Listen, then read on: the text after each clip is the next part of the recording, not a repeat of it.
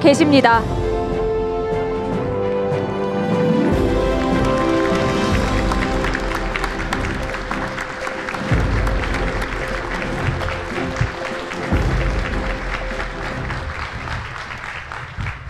네, 먼저 국민 의례가 있겠습니다. 모두 정면에 있는 국기를 향해 주시기 바랍니다. 몸이 불편하신 분들께서는 자리에 앉으신 채로 함께 해주시면 되겠습니다. 국기에 대하여 경례.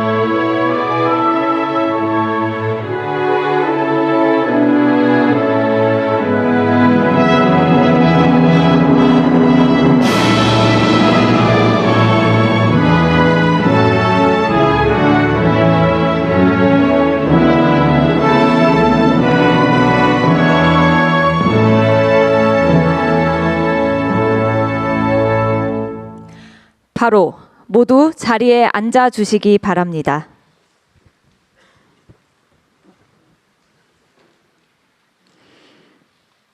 네, 대한민국 과학 수도 대전에서 함께합니다.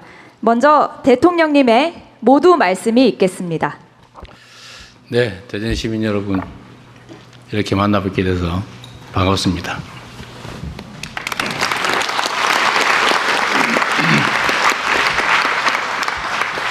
네, 여전히 제가 목소리가 좀 그래서 좀 거북할 수 있는데 이해 부탁드립니다. 우리 의원님들이 제 얼굴이 보이네. 네. 이따가 보도록 하시고요.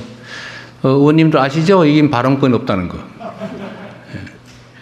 제가 인사 말씀드리기 전에 우리 국민을 대표한 국회의원들이신데 우리 일어서셔서 앞으로 잠깐 나오세요. 얼굴에도 배우 드리고. 네, 이 앞으로 나오세요. 네. 우리 대전 시민님께서 우리 국회의원님들 얼굴은 다 아실 거고, 다 한꺼번에 인사 한번 하십시오. 네, 박수 한번 부탁드립니다.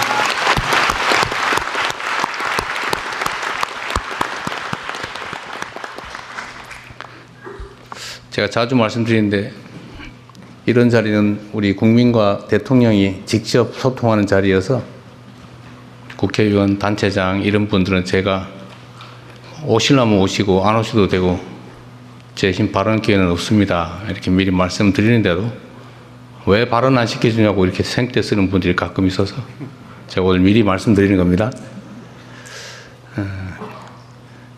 하여튼 오늘 같은 이런 자리에서 제가 정말 말씀드리고 싶은 거는 세상이 너무 힘들지 않습니까? 복잡하고 어렵고 또 위기 같기도 하고 앞으로 어떻게 사나 막막하기도 하고 우리 자식들은 앞으로 어떻게 살아가지 그런 걱정들 많이 생기지 않습니까? 이럴 때일수록 사실은 그 그룹의 리더 역할이 정말로 중요하다는 생각이 들어요. 어떤 방향으로 어떤 생각으로 어떻게 하느냐에 따라서 규모가 크든 작든 그 집단이 살아남을 수도 있고 사라질 수도 있고 흥할 수도 있고 망할 수도 있는 거죠. 저는 그런 생각을 가끔씩 해봅니다. 역사적으로 볼 때 과학 문명에 투자하고 관심 가진 국가 체제는 흥했고 과학 기술을 폄훼하거나 무시하는 체제는 망했죠. 가깝게 조선시대를 봐도 세종이 과학 기술 인재들을 참으로 중히 여기지 않았습니까? 비록 신분이 낮아도 실력이 있으면 면천해 주면서까지 일을 맡겼고 정조 때도 마찬가지였던 것 같아요. 그때는 과학기술을 받아들이고 연구하려고 노력했죠. 그리고 국가정책 수행에 이를 잘 활용하려고 노력했습니다. 사실 최근에 대한민국이 여러 면에서 전 세계로부터 각광을 받고 있는데 저 나라가 어떻게 식민지에서 해방된 그야말로 세계 최빈국 중에 하나였는데 이 짧은 시간에 세계에 내놓을 만한 선진국으로 도약했을까? 그리고 선진국으로 먹고 사는 문제만 해결한 게 아니고 문화라고 하는 측면에서 전 세계의 모범이 되고 막 따라 해보고 싶고 가보고 싶은 그런 나라로 변했습니다. 물론 가야 될 길이 멀긴 하지만 이렇게 대한민국이 경제적으로, 문화적으로, 또 군사적으로, 정치적으로 모든 면에서 전 세계인들이 정말로 부러워할 만한 위치에 오게 된 아주 결정적인 이유는 우리가 가진 것은 특별히 없지만 자원도 없고 특별히 물려받은 것도 없고 무슨 땅덩어리가 큰 것도 아니고 그런데도 불구하고 이렇게 우리가 전 세계인의 부러움을 사게 된 제일 큰 이유는 우리 국민들이 공부를 열심히 했기 때문이죠. 그렇죠? 잘 공감이 안 가시나 본데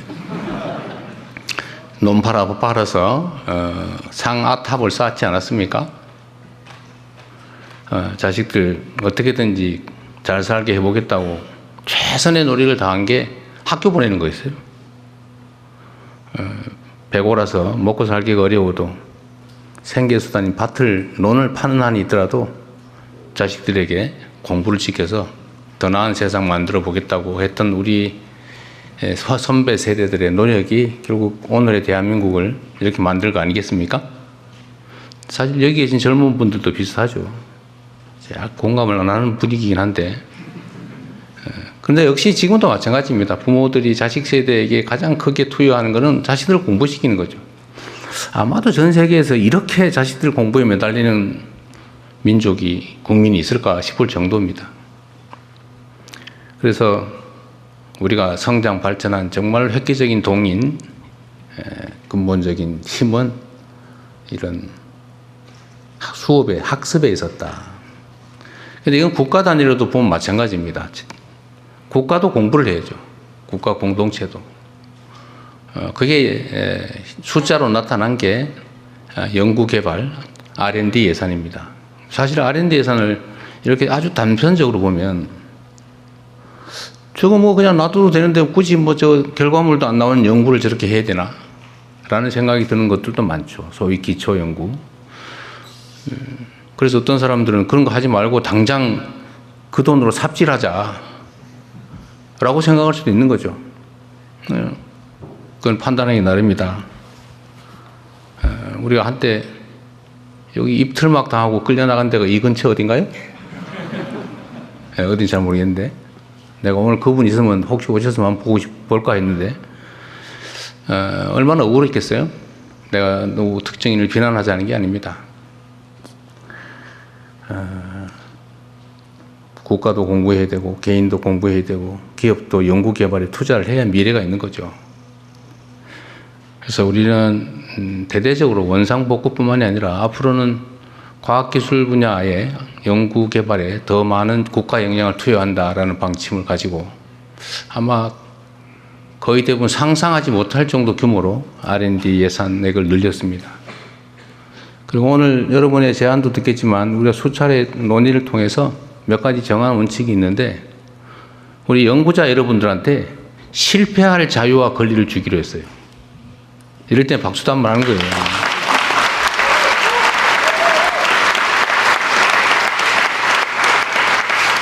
제가 연구개발에 참여하는 분들한테 들은 얘기 중에 제일 황당한 게 대한민국은 연구개발 R&D 성공률이 90%가 넘는데요.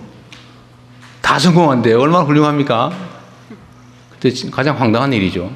그렇게 쉽게 성공할 걸 뭘로 합니까?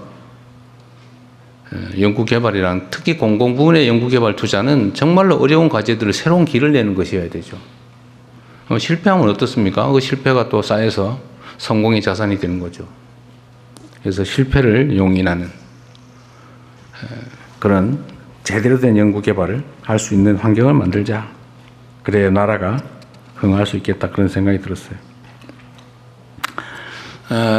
사실 저도 부모님들이 좀 경제적 여력이 돼가지고 정상적으로 학교를 다녔으면 과학기술 연구자가 됐을 가능성이 매우 많습니다. 저는 지금도 사실은 궁금증이 많아요. 뭐든지.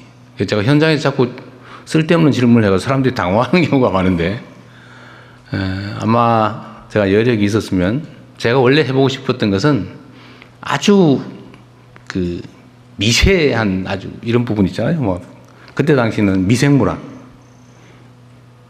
원자 핵 물리학, 원자 핵공학 이런 걸 해보고 싶었어요. 그런데 어쩌다 보니까 도박을 해가지고 이 판에 와서 생 난리를 치는 전쟁터에 들어왔습니다. 뭐 이것도 또 해야 될 일 중에 하나이긴 한데 우리 대한민국의 젊은 연구자들, 과학자들 정말 희망을 가지고 국가라고 하는 커다란 언덕에 등을 기대고 스스로 하고 싶은 일들을 해 나가면서 대한민국에 새로운 희망을 만들어내기를 기대합니다. 여러분들의 좋은 의견 많이 듣겠습니다. 고맙습니다.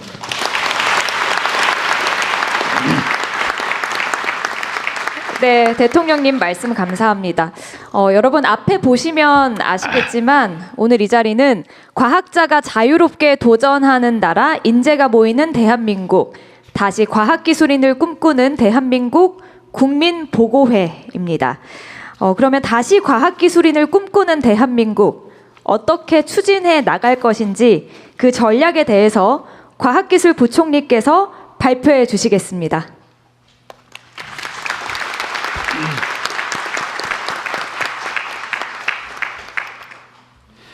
네, 안녕하세요. 부총리 겸 과학기술정보통신부 장관 백여훈입니다. 방금 대통령님께서 과학기술 중요시 여기는 나라는 흥했고 아니면 망했다. 사실 이 얘기는 저는 굉장히 자주 듣습니다. 국무회의 때도 늘 과학기술에 대한 어떤 그 중요성에 대해서 강조하시고 부총리 조직으로서 특히 이제 그 과학기술 접반부처 그리고 우리나라가 과학기술 강국이 되고 실질적인 잠재 성장률, 경제 성장률을 높여 나가야 된다는 강조를 매주 하십니다. 그래서 부담도 되는데 아무튼 우리 모두가 여기 계신 분들이 오늘 대통령님 하신 말씀이 진짜 진심으로 저는 하셨다라고 전달을 드리고 싶습니다. 그래서 우리가 이제 그 과학기술 강국을 만들기 위해서 지금 우리가 풀어야 될 첫 번째 숙제, 인재 문제와 우리 연구 환경에 대해서 오늘 말씀드리도록 하겠습니다. 지금 말씀드린 보고서는 단순히 그 과기정통부에서만 준비한 것이 아니라 범부처 그리고 여기 계신 현장에 계신 연구자분들과 많은 소통을 통해서 만들어진 자료입니다. 네, 첫 번째 페이지, 다음 페이지부터 말씀드리겠습니다. 지금 세계는 미국, 중국 중심으로 기술 패권 경쟁이 격화되고 있습니다. 반면 우리나라 잠재 성장률 둔화되고 있고 과학기술 혁신을 통한 기술 주도 성장이 무엇보다 중요한 시점에 와 있습니다. 그런데 기술 주도 성장을 만들어내는 이 시점에 방금 말씀드린 대로 우리는 이 성장을 견인할 이공계 핵심 인재가 부족한 현실에 시달리고 있습니다. 다행히도 얼마 전 그 과기원 지원자 수가 16.1%로 크게 늘었다는 반가운 소식이 있었습니다. 새로운 희망이라고 할 수 있겠습니다. 지금이야말로 대한민국이 다시 과학기술인을 꿈꾸도록 역량을 직결할 골든타임이라고 생각합니다. 미래 세대가 계속해서 과학기술인을 꿈꾸고 혁신을 이끌어가기 위한 해법은 무엇인지 정부의 국정 원칙인 경청과 통합에 따라서 다양한 방법으로 여기 계신 목소리뿐만 아니라 현장에 계신 많은 연구자들의 목소리를 청취했습니다. 여러 의견도 주셨습니다. 이공계 일자리 확보, 연구의 자율성 증진, 행정의 간소화가 필요하다. 이런 다양한 의견을 주셨습니다. 다음 페이지입니다.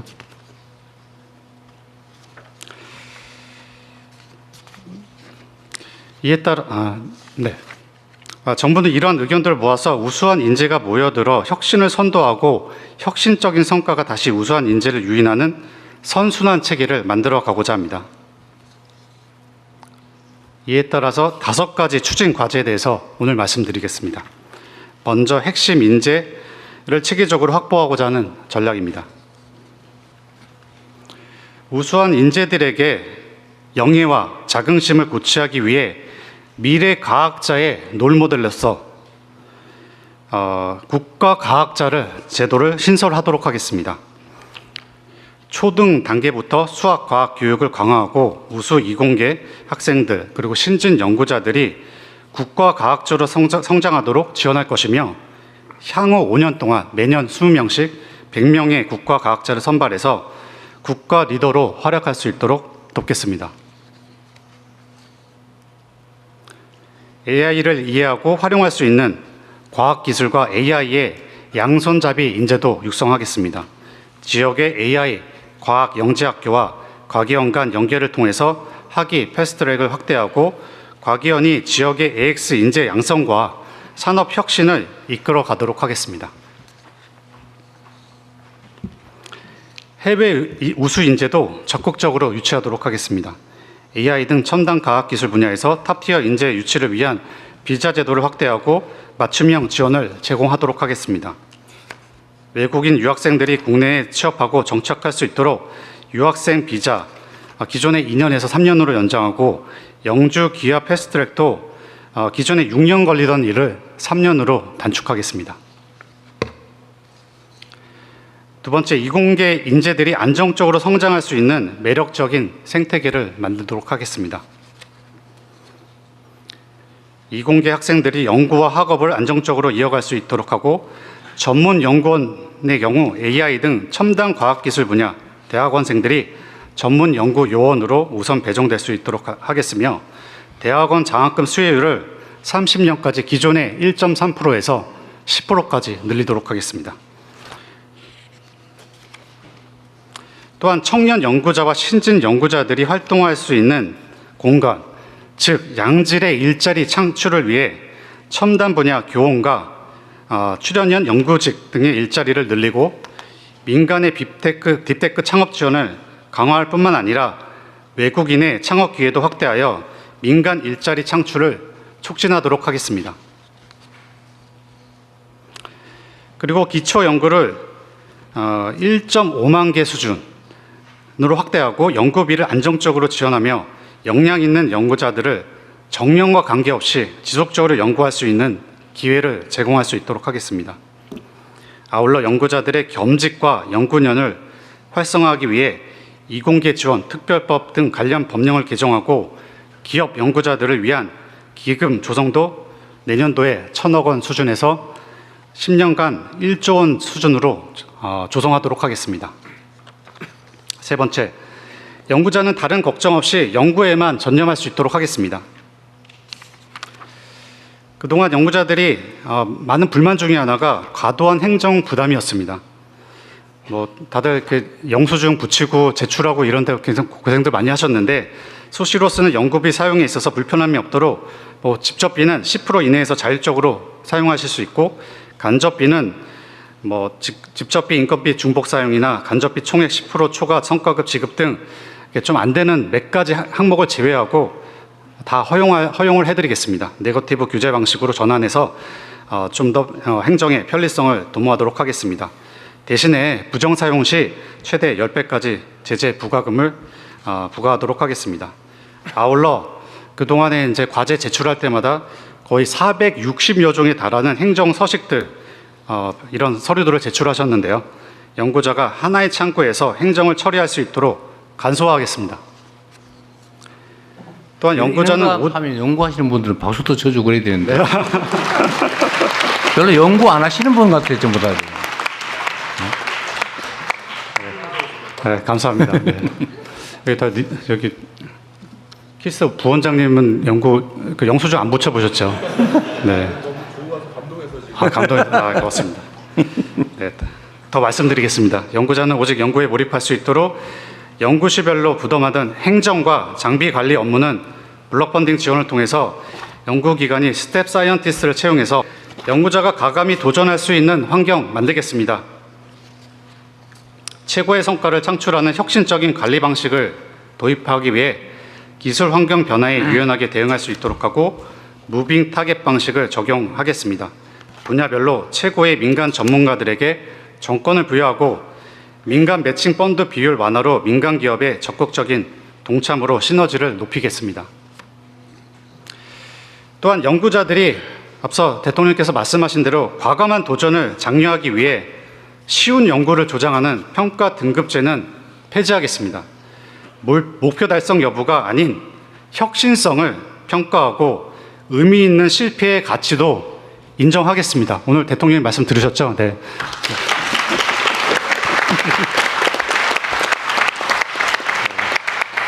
실패를 용인하는 R&D 문화 만들도록 하겠습니다. 이를 뒷받침하도록 평가위원 전문성과 책임성 높이기 위해 우수 평가위원을 확보하고 평가위원 실명제 등도 확대하도록 하겠습니다. 마지막입니다. 연구비가 필요한 곳에 제대로 쓰여질 수 있도록 기반을 만들겠습니다. 안정적이고 효율적인 R&D 투자 실현을 위해서 변동 가능성이 컸던 R&D 예산은 매년 정부 총 지출 대비 5% 수준으로 유지하고 AI 등 전략 기술 분야의 대형 산업은 기존 4년이 걸리던 연구 착수 시간을 2년까지 단축하고 예산이 적시적소에 효과적으로 배분될 수 있도록 R&D 투자 AI 시스템도 도입하겠습니다.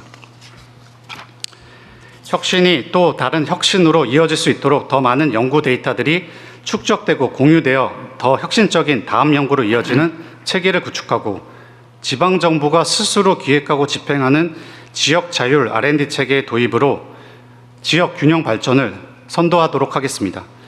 또한 지역 거점 대학이 과기원 수준의 역량을 갖추는 데 총력을 다해 지원하도록 하겠습니다. 이상의 5가지 중점 과제를 토대로 역대 최대 규모인 R&D 예산 35조 원을 제대로 사용해서 다시 과학인을 꿈꾸는 과학기술 강국 대한민국을 만들어 가겠습니다. 감사합니다.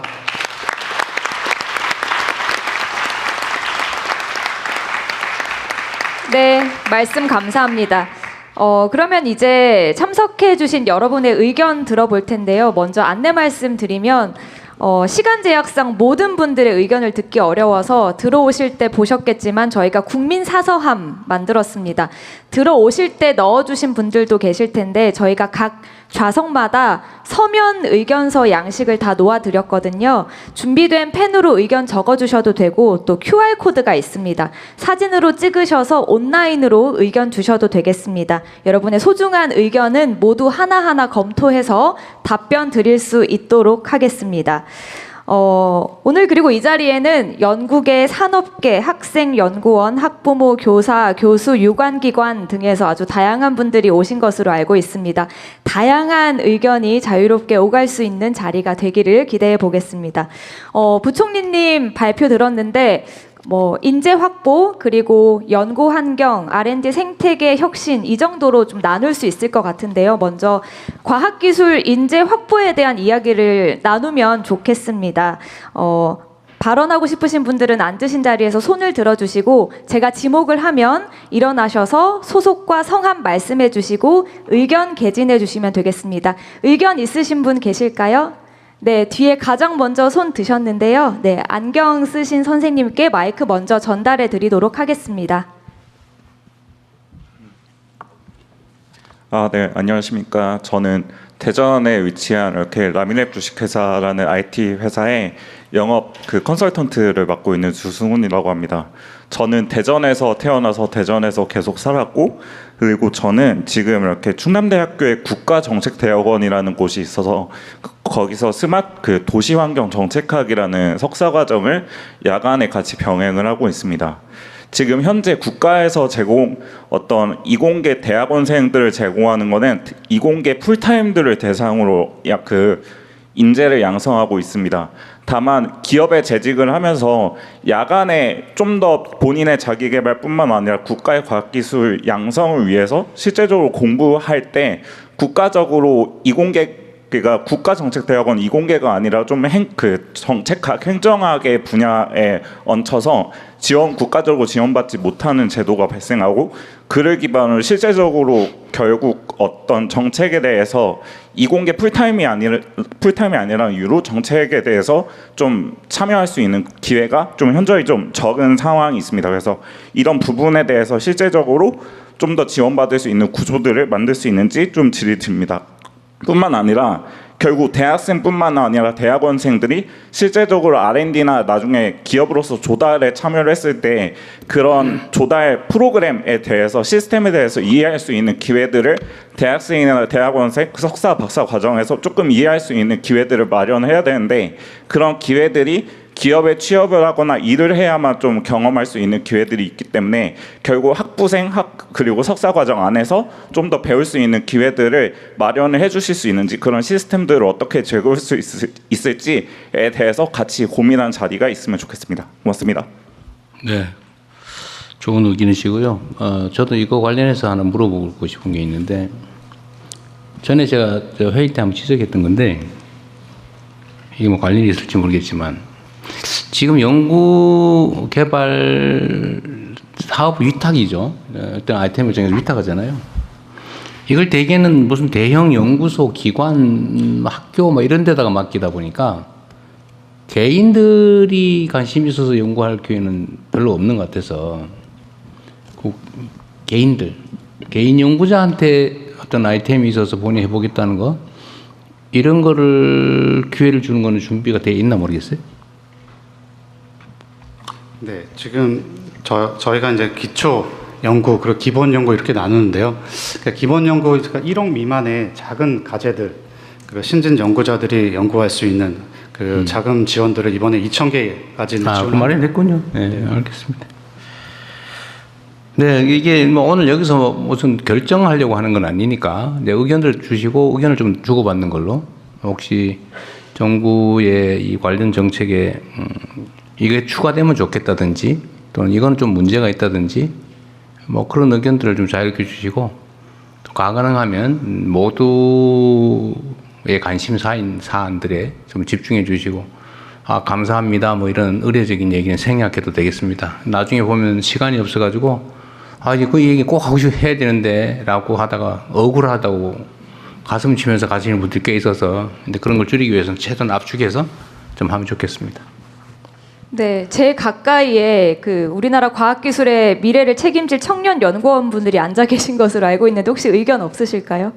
바로 옆에서 손을 드셔서 마이크 전달해 드리겠습니다. 안녕하세요. 부산대학교에서 온 김지연입니다. 멀리서 오셨네요. 네, 저는 공부를 아주 잘하지는 않았지만 어렸을 때부터 나라에서 과학을 좋아하고 과학을 할 수 있게 지원을 많이 해주셔서 계속 연구를 할 수 있었습니다. 아주 어렸을 때는 영재원을 많이 다녔고요. 학부 때는 이공계 우수 장학금을 받으면서 대학을 다녔고, 그리고 최근에는 대통령 장학생으로 선정이 돼서 연구를 하고 있는데, 저는 아까 말씀드렸다시피 국영수를 아주 잘하는 학생은 아니었어요. 근데 다만 그냥 자연이 좋아서 지금 또 벼의 수정 과정을 연구를 하고 있습니다. 근데 지방에도 저처럼 관심 있는 분야에 대해서 아주 깊게 연구하는 연구자들이 많아요. 저뿐만 아니라 지원을 받지 못하는 학생들도 저보다 훨씬 더 깊은 과학적 탐구를 가지고 연구를 하는 사람들이 많은데, 해외 학회를 가보면 정말 저런 기자재 조금만 있으면은 나도 저기에 닿을 수 있겠다라고 하는 생각이 들 때가 정말 많습니다. 근데 사실 저희 학교에는 컴포칼이 없어요. 그래가지고 조금만 더 비싼 컴포칼이 있으면은 세포 내부를 보면서 연구를 정말 잘할 수 있을 것 같은데, 그렇게 지방에서 기초과학 분야에서 기자재를 조금만 더 지원을 많이 해주시면 할 수 있는 것들이 아직 생명과학 분야에는 정말 많거든요.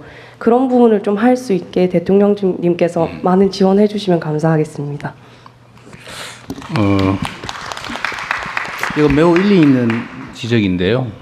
이게 그런 게 있을 것 같아요. 이게 다른 데는 얼마든지 있을 텐데 접근할 수가 없겠죠, 아마. 그래서 공공기관 또는 공공영역의 장비, 시설, 이런 일종의 인프라, 이런 것들은 개별 연구자들이 얼마든지 쓸 수 있게 지침을 만들든지 규정을 해주면 좋겠어요. 그 사실 거의 다 놀고 있을 건데. 네, 실제 혁신본부에서 그 학교 혹은 대형 연구기관 단위로 공동기기원을 만들도록 하고요. 그 공동기기원에 상당히 좀 개인이 사기에는 힘들지만 또 공동으로 활용할 수 있는 중요한 장비들을 함께 사용하고 신청을 해서 활용할 수 있도록 하는 이런 준비들을 하고 있습니다. 기존에 새로 만드는 것도 중요한데, 기존에 있던 것을 당연히 공동으로 활용한다.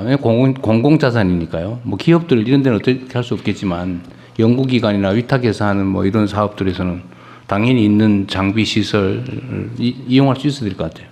그거 얘기 나온 김에 예를 들면 개별 연구 공모 이런 것도 당연히 있겠죠.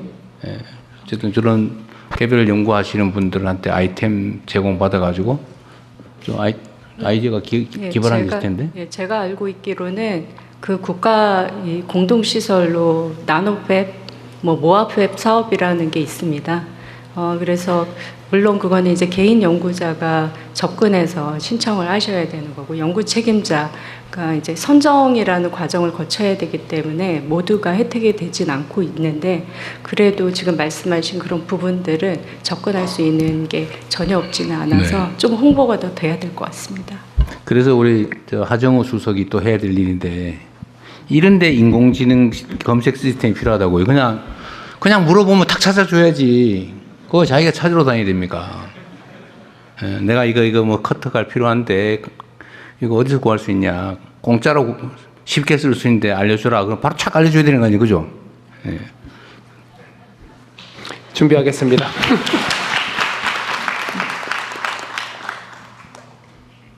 네, 혹시 또 의견 있으신 분 계실까요? 제 반대편에 계신 안경 쓰신 선생님께 마이크 전해드리겠습니다.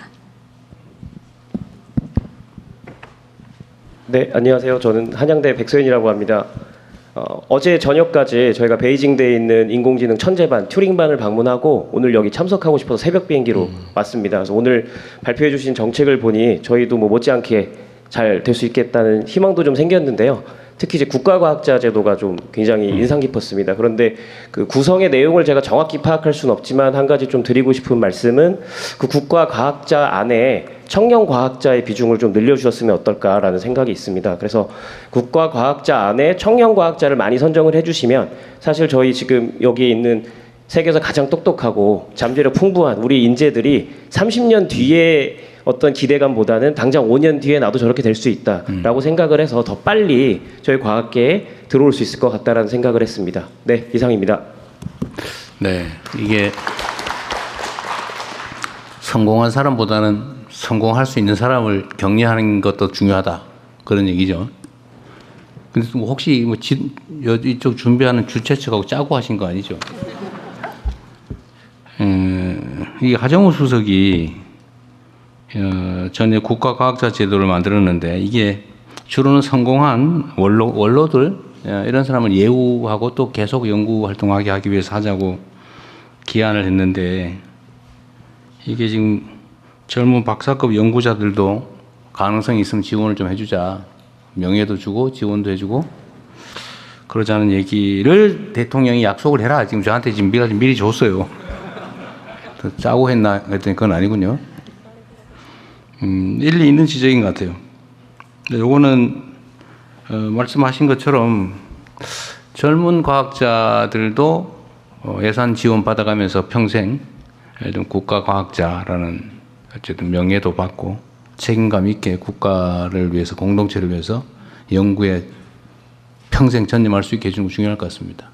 그러다가 뭐 이 사람이 좀 이상하게 변해가지고 이상하다 그러면 탈락시키면 되니까. 그 시스템을 하나 만드시고요. 좀 확대해 보기로 하시죠. 네, 준비하겠습니다. 이미 성공한 사람에 더하기 우수한 젊은 인재들도 기회를 주는 걸로. 대신에 이걸 좀 하면 좋겠어요. 민주적으로 공정하게 선정될 수 있는 시스템을 꼭 만들자. 이거 저는 국가정책을 설계할 때 언제나 그런 걱정이 들어요. 좋은 취지로 뭘 해놓으면 꼭 이상한 데 악용하는 사람들이 있어요. 이거는 일상적으로 있는 것이어서 그 방어는 해야 되는데 그것 때문에 또 안 해버리는 경우도 있어요. 그럴 건 아니다. 제가 맨날 얘기하지만 장을 담그고 구더기는 철저히 막자. 이런 입장이고요. 그래서 내가 하나 더 우리 과기부 부총리 발제하신 것 중에 우리가 이제 연구비 사용에 대해서 자꾸 행정적 통제를 안 하는 방향으로 바꾸잖아요. 근데 뭐 얼마까지는 쓰고 그냥 썼음 이렇게만 써라. 영수증 이런 거 필요 없고. 그럼 또 이걸 또 악용하는 사람도 있어요. 또 네거티브 제도로 하면 요거 말고는 다 써도 된다 이렇게 하면 뭐 조작을 하거나 이런 경우가 있을 수 있잖아요. 근데 이게 이제 국민들 입장에서는 그 부정한 사례가 많지 않은데 보통은 저는 그런 믿음이 있거든요. 우리 국민들께서 예를 들면 뭐 공직사회가 썩었다 부패했다 그래도 제가 보기로는 거의 대부분은 정말 열심히 성실하게 부정부패하지 않고 일 잘해요. 근데 그중에 꼭 소수가 있어요. 이걸 악용하는 그 연못에 물 흐리는 미꾸라지들처럼 다들 정말 자기 역할 잘하는데 이런 소수가 있습니다. 그래서 이 소수를 어떻게 처리할 거냐. 그 소수 때문에 할 일을 안 하는 건 말이 안 되죠. 근데 행정 편의적으로 생각하면 아예 그런 부정이 생길 소지를 막는다고 아예 안 해버려요. 그러면 사회 발전이 가로막히겠죠. 그래서 저는 좀 방향을 바꾸자, 우리가. 대다수를 믿고 최대한 허용하되 이걸 악용해가지고 장난쳐서 전체 물을 흐리는 것에 대해서는 아주 제재를 세게 하자. 어떠세요? 그래서 연구비 사용에 대해서 재량도 늘리고 예를 들면 통제도 좀 완화하는데 하여튼 그런데 만약에 문제가 돼서 걸리면 그 우리 요즘 열차 표검사 옛날처럼 다 안 하잖아요. 다 안 하고 걸리면 20몇 배인가 그러죠? 일단 10배부터 시작하겠습니다. 30배까지.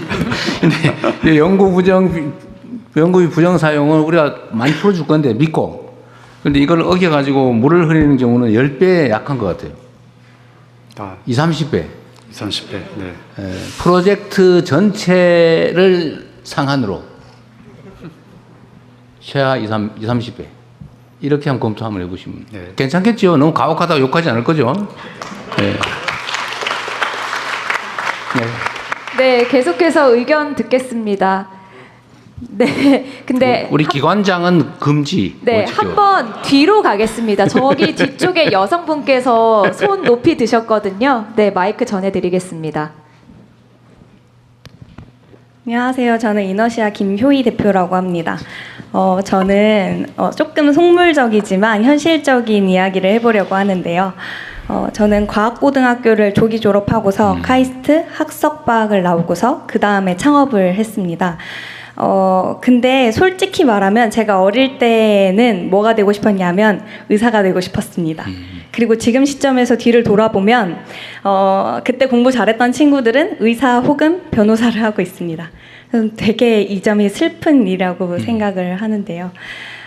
사실 학생들에게 암만 과학자 정말 좋은 거다, 국가과학자를 양성할 거다라고 말해봤자 학생들은 어떻게 해야지 돈 많이 벌지를 생각하면서 학교를 다닐 수밖에 없습니다.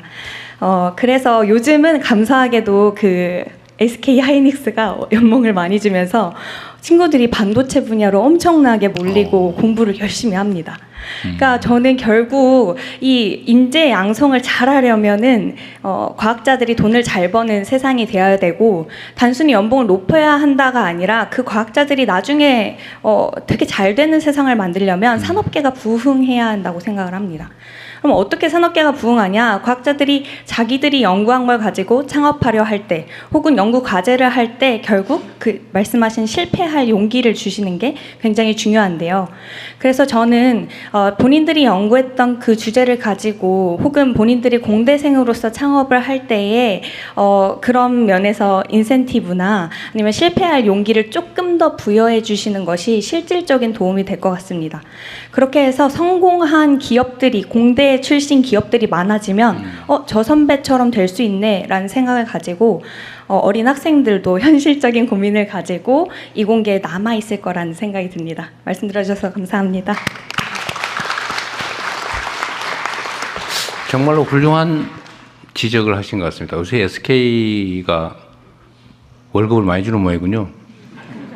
훌륭한 기업인 것 같아요. 근데 이것도 진짜 요즘 기업 문화가 많이 바뀌긴 바뀌었어요. 제가 여러 논란이 있는데 보니까 그 노동자들의 노동을 착취해가지고 이제 월급 떼어먹고 뭐 그런 데 있더라고요. 최근에 문제되는 데가. 줘야 될 돈 안 주고 떼어먹으려고 그러고 막 가혹하게 노동 조건 만들어서 사람들 죽고 다치고 막 이렇게 해서 거기서 이익을 보는 이 기업. 아니, 그리고 반대로 첨단 과학 기술에 투자해서 정말 국제 경쟁력을 기술로 실력으로 결판을 내면서 이렇게 수익을 나누는 그런 기업들로 이렇게 크게 나눌 수가 있는데 제가 보기엔 대한민국도 그렇고 앞으로 전 세계가 그러겠지만 이제 노동자들은 그 쥐어짜고 착취해가지고 거기서 돈 벌겠다 이런 생각하는 건 성공하기 어렵습니다. 뭐 잠깐 성공할지 모르겠지만.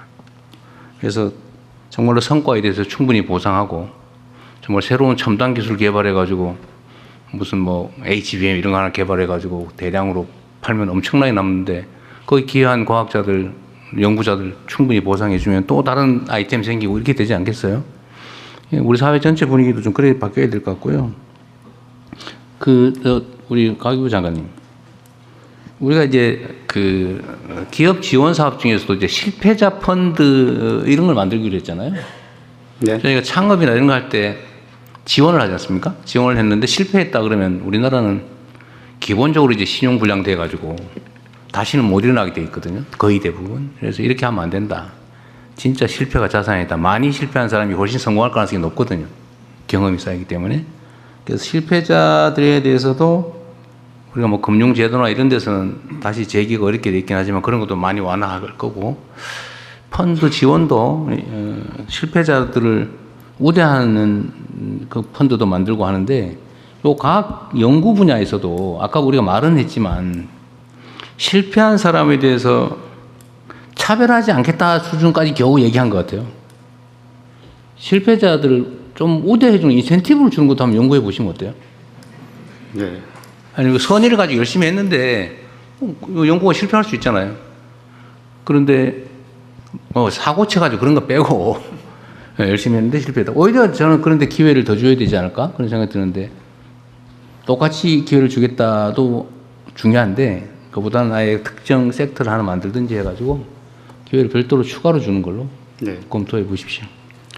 한 가지 좀 제가 예시를 좀 들어보면, 카이스트의 오준호 교수님이라고 있었는데, 이분이 당시에 일본에서 2003년, 4년 요때 이제 일본이 굉장히 휴머노이드 로봇 이런 쪽으로 많이 치고 나갔을 때 아무도 안 된다고 할 때 그 레인보우 로보틱스라는 회사를 만들어서 결국에는 뭐 많은 어떤 그 부정적인 의견들이 많았지만은 끝까지 도전을 하셔서 거의 3조, 4조 원에 달하는 기업 가치를 만들고 엑싯을 하셨습니다.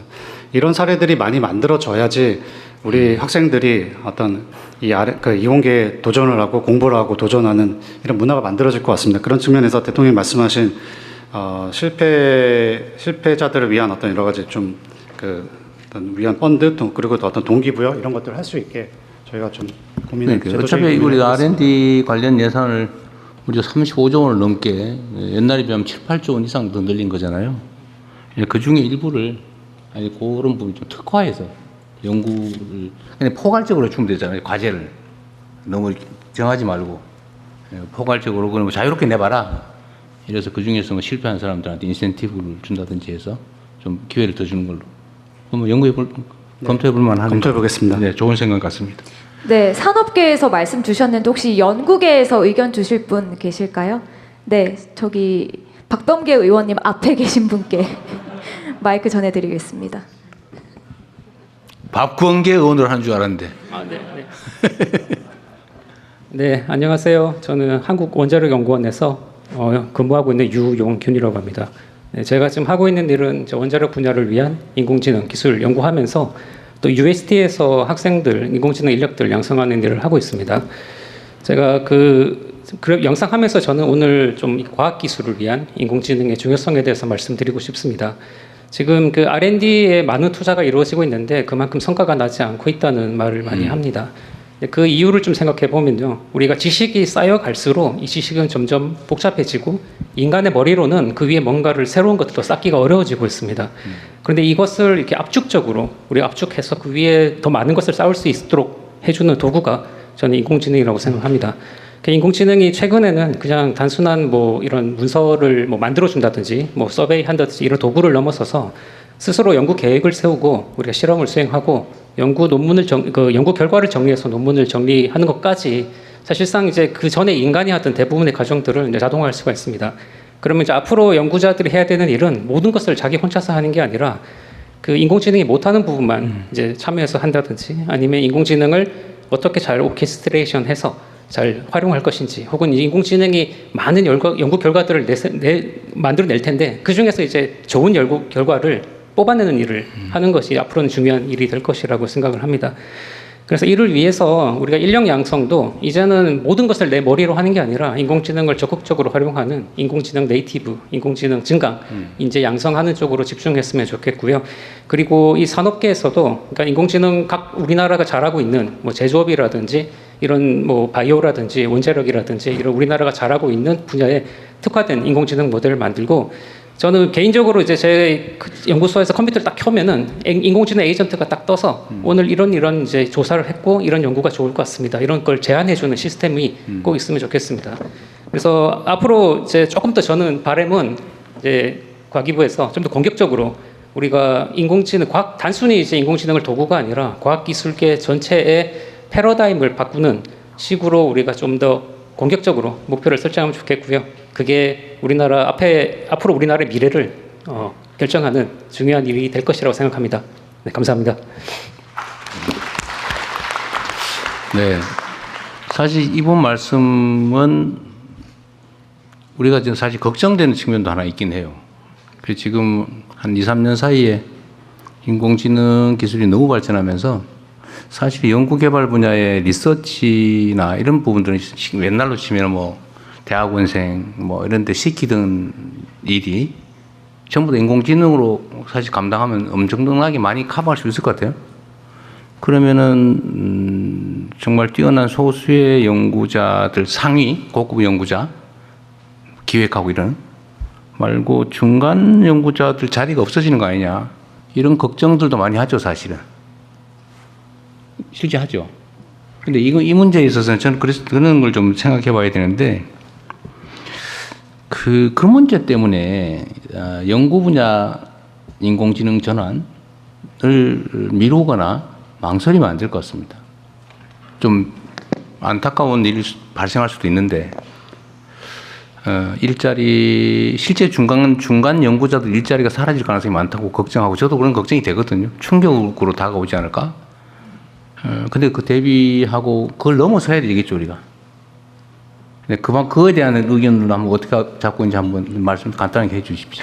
네, 지난번에 대수부 때 한번 동일한 말씀을 네. 주셨었고요. AI 시대의 과학 기술 연구란 패러다임이 굉장히 많이 바뀔 거기 때문에 그러면은 이제 연구자들은 어떻게 AI 연구를 해야 하는가? 기존의 주니어들이 하던 연구들을 인공지능이 대체할 텐데 그러면은 연구 기획, 실행, 평가 단계 모든 것들을 인공지능을 가능하게 해서 넣어야 되는 게 아닌가라고 요청을 주셨고 거기에 대한 어떤 패러다임 변화 준비는 AI 전략위원회에서 과학 AI 분과에서 논의를 하고 있고 또 요거를 내년에 400억 정도 예산을 잡아서 과학 AI 연구를 하기 위한 사업을 또 별도로 만들어 두었습니다. 그래서 이런 전반적인 과학 연구 개발 단계에서의 완전히 연구하는 방법의 변화와 관련된 여러 가지 제도적인 것들, 도구적인 것들, 그리고 지원하는 이런 부분들, 그리고 필요하면은 연구자들이 새롭게 연구하는 방법에 대한 교육까지를 풀 패키지로 별도 이렇게 소개드리고 관련된 사업이라든가 이런 부분들을 말씀드릴 수 있는 자리를 만들도록 하겠습니다. 그건 정말 중요한 일인 것 같아요. R&D를 위한 R&D, 연구 개발을 위한 인공지능 연구, 그걸 또 학습하는 거 이게 정말 중요할 것 같습니다. 잘 준비해 주시고요. 네. 네, 저희가 그 인재 확보 중심으로 이야기를 했는데 그러면 자연스럽게 그 R&D 생태계 그리고 연구 환경 혁신 쪽으로 좀 더 자유롭게 이야기를 들어보도록 하겠습니다. 의견 주실 분 계실까요? 네, 여기 제 가까이에 계신 네, 선생님께 마이크 전해드리겠습니다. 예, 기회를 주셔서 감사합니다. 예. 저는 R&D 생태계의 이 선순환 구조의 이 건강하게 만드는 선순환 구조의 가장 큰 문제는 그러니까 산학연의 이 선순환 구조가 잘 돌아가야 된다고 생각하는데요. 특히 학교나 정부 출연 연구소는 어떻게 보면 공공의 개념이 강하고 산은 사적인 개념이 강하다 보니까 연구 개발이나 기술 개발이 이게 좀 충돌이 되는 부분이 많이 생깁니다. 이 영역이 조금 다르다 보니까. 그래서 이 산학연 구조가 건강한 선순환 구조가 되기 위해서는 기업에 있는 연구자들이 학교나 정부 출연원에 겸직이 가능해지는 이런 시스템이 만들어지면은 요 산학연에 대한 건강한 네트워크 시스템 이런 게 잘 돌아가지 않을까라고 생각이 돼서 이런 기업 연구자들의 이런 학교나 정부 출연연에 연결이 될 수 있는 연계가 될 수 있는 이런 겸직이 가능한 이런 시스템이 좀 구축이 되면은 건강한 생태계가 형성되지 않나라는 의견을 네. 드리고 싶습니다. 예. 제가 얼핏 떠올랐는데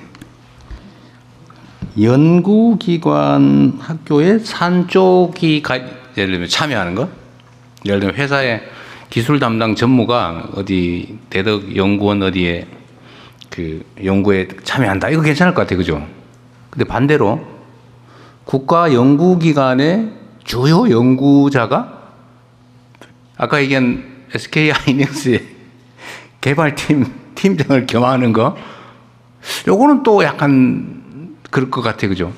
그러니까 이게 양면이 있는 것 같습니다. 한번 이건 연구를 한번 해보시고 이게 복잡한 얘기일 것 같긴 해요. 네. 부작용이 저는 다시 한번 얘기하면 어쨌든 산 쪽이 학연 쪽으로 이렇게 겸하고 역할을 같이 나누는 거 좋은 것 같은데 여기 반대로 국가의 지원을 받아가지고 공적 연구를 하는 사람이 개인 돈벌이 하는 기업체에 이렇게 하는 그런 문제가 있을 수 있잖아요, 그죠?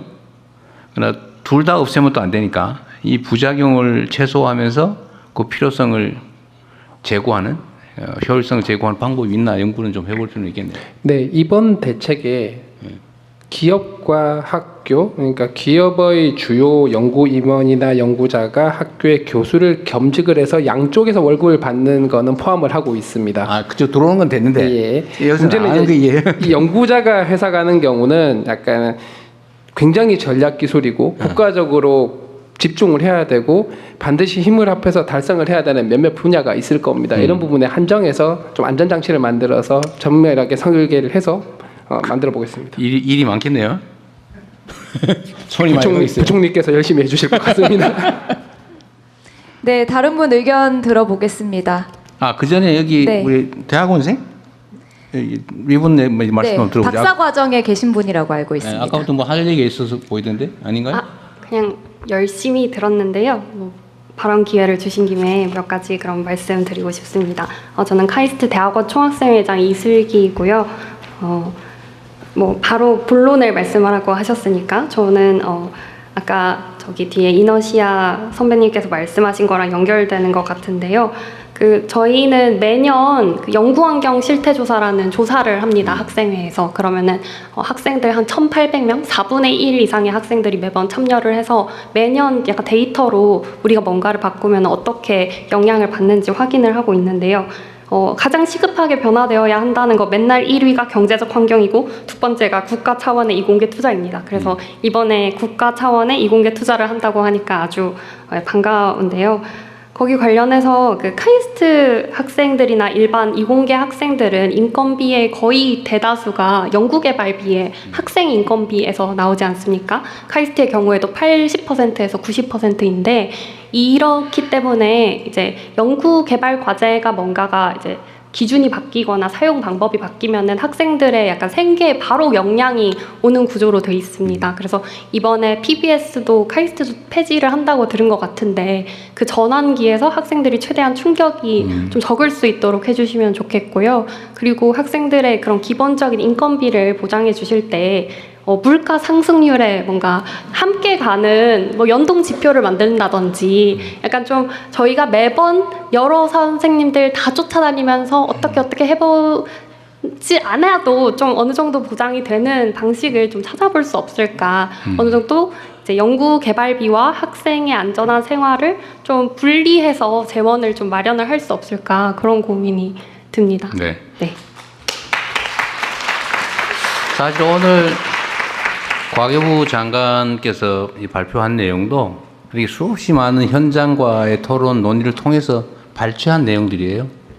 앞으로도 대화를 좀 최대한 많이 하고 제가 각 부처의 이해관계 집단, 전문가 집단하고 계속 토의를 좀 해라 뭐든지라고 지시를 하고 있는데 어쨌든 여기는 과학기술계는 토론도 꽤 많이 했던 것 같고 그중에 혹시 누락된 게 있는지 끊임없이 토론하시고 이 학생회에서도 제시해가지고 저 하정우 수석한테 말씀하시든지 아니면 과기부에 얘기하든지 하세요. 다 통로가 다 열려 있으니까요. 통로를 열어주시면 저희가 정말 할 많은 제안을 하고 싶습니다. 감사합니다. 제가 정부 공직자들 보면은 막 아이디어를 짜내려고 막 인상을 쓰면서 막 이러고 있거든요. 그래서 제가 그러지 말고 가서 물어봐라.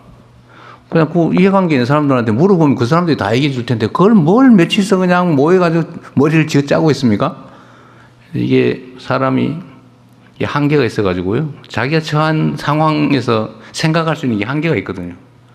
행정 서비스는 쳐다보고 있는 이 국민 대중이 원하는 걸 해주는 건데 거기다 물어보면 될 거를 굳이 안 물어보고 책상에 모여가지고 막 고민하고 있어요.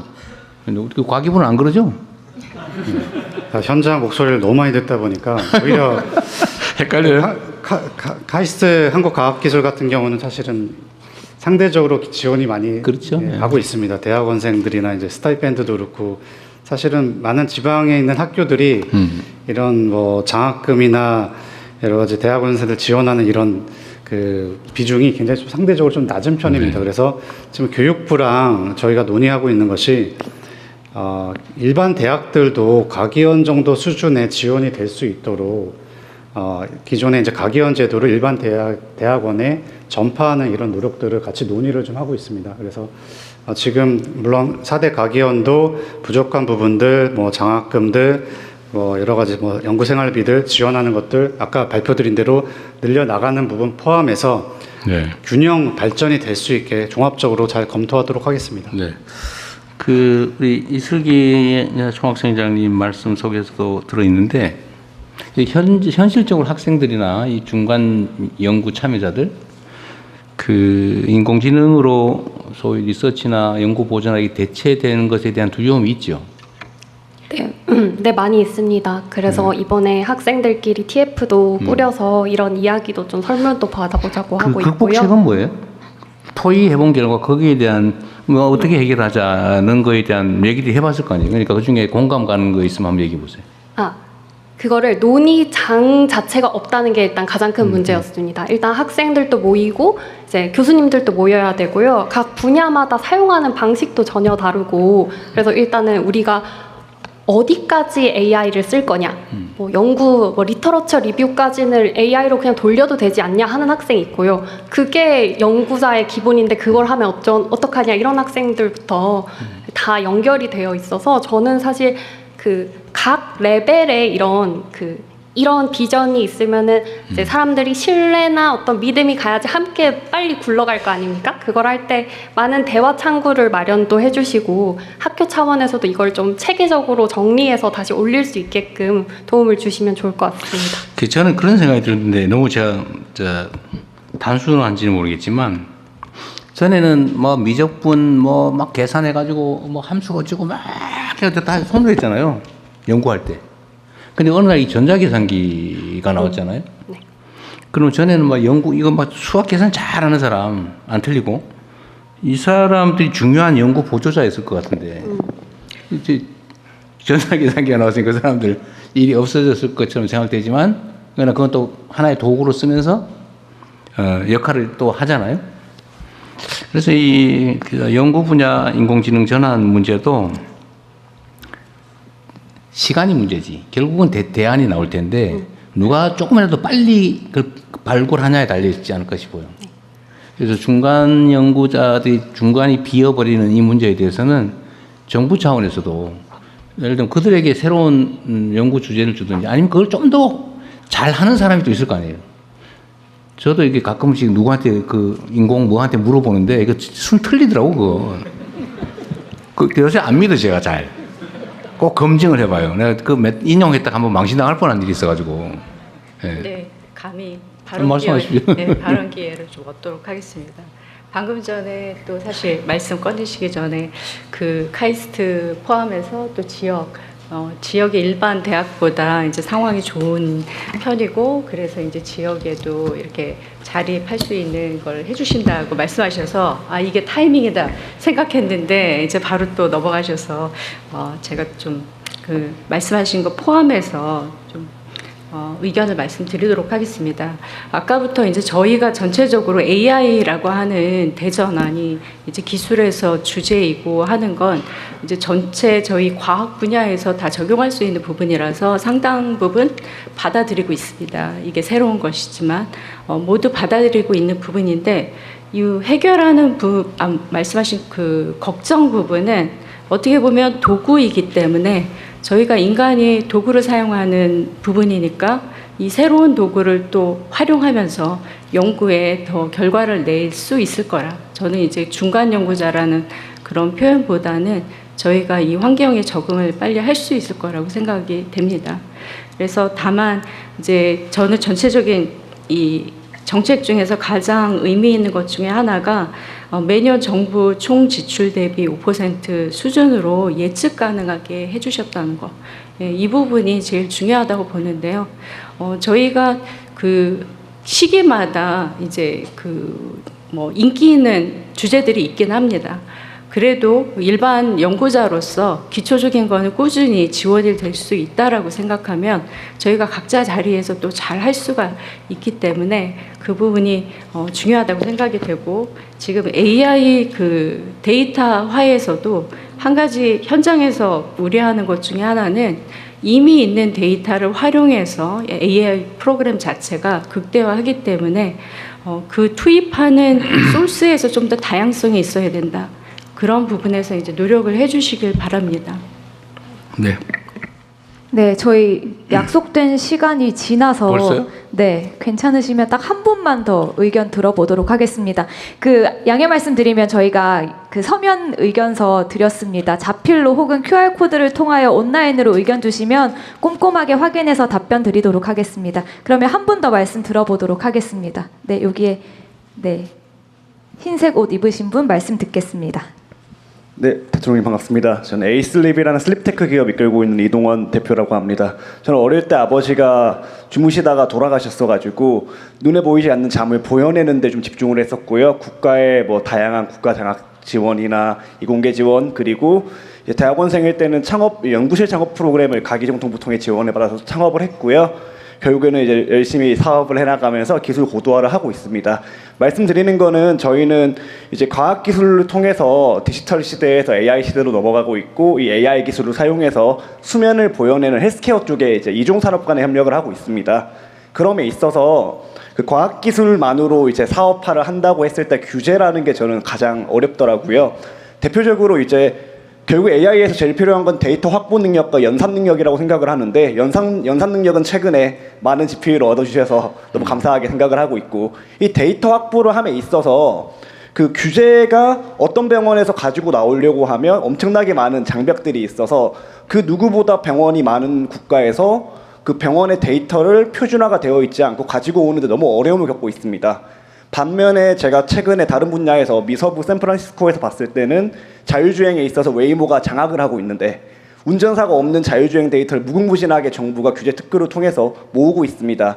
그럼에 따라서 결국 범부처 간의 이런 좀 규제, 과학기술이 결국 앞으로의 방향으로 나아감에 있어서 연구부터 사업화까지 규제에 대한 뭐 컨트롤 타워를 어느 부처나 어느 부에서 잡는지, 그리고 이런 것들이 문제가 발생했을 때 어디에 문의를 해야 될지, 이런 것들 좀 기본적인 질문으로 돌아왔습니다. 그리고 범부처 간의 협력에 어떻게 정부가 컨트롤 타워를 이루는지 좀 답변 주시면 감사하겠습니다.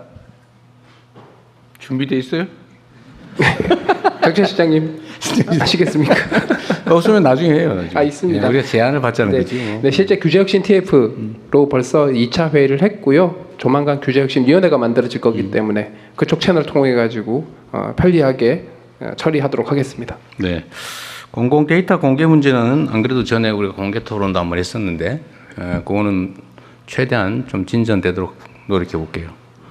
그리고 안기정 대변인. 네. 원래 오늘 내가 울산 사고 현장을 가보려고 네. 했는데 현장에서 아직 수습 중이라서 대통령이 왔다 갔다 하면 방해된다고, 그래서 안 가기로 했거든요. 네. 좀 더 하시죠.